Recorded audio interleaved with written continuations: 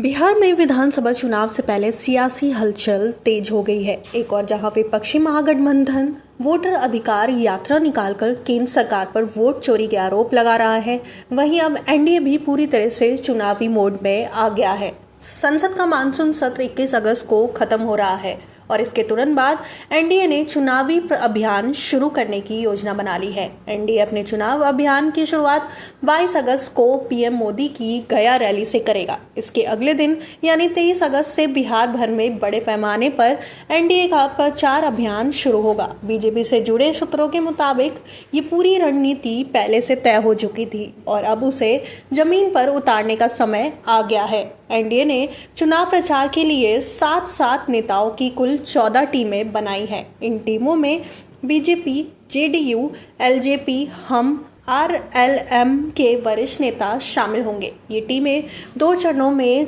84 विधानसभा क्षेत्रों का दौरा करेगी। प्रत्येक टीम 6 दिनों में 6 विधानसभा क्षेत्रों में जाएगी और स्थानीय कार्यकर्ताओं से मिलकर चुनावी रणनीति तैयार करेगी। पहले टीम का नेतृत्व जेडीयू के कार्यकारी अध्यक्ष संजय झा करेंगे। उनके साथ केंद्रीय मंत्री गिरिराज सिंह, जितन राम मांझी, नित्यानंद राय, सतीश चंद्र दुबे और रामनाथ ठाकुर जैसे वरिष्ठ नेता होंगे। इसके अलावा बिहार के दोनों मुख्यमंत्री सम्राट चौधरी और विजय कुमार सिन्हा भी इस अभियान में प्रमुख भूमिका निभाएंगे। एनडीए के सभी घटक दलों के प्रदेश अध्यक्ष और अन्य वरिष्ठ नेता भी इन टीमों का हिस्सा होंगे। एनडीए का ये चुनावी अभियान 23 अगस्त से शुरू होकर 30 अगस्त तक 2 चरणों में चलेगा। हर टीम अपने तय किए गए विधानसभा क्षेत्रों में पार्टी कार्यकर्ताओं के साथ बैठक करेगी, चुनावी मुद्दों पर चर्चा करेगी और बूथ स्तर तक संगठन को सक्रिय करेगी।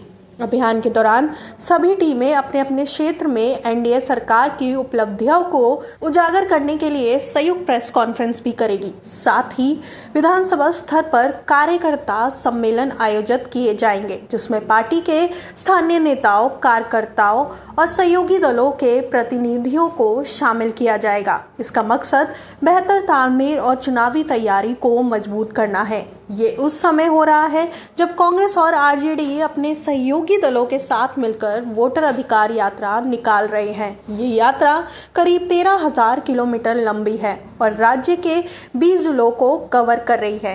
ये यात्रा 1 सितंबर को पटना में समाप्त होगी। विपक्ष इस यात्रा के जरिए केंद्र सरकार पर वोट चोरी, ईवीएम में गड़बड़ी और लोकतंत्र को कमजोर करने जैसे गंभीर आरोप लगा रहा है।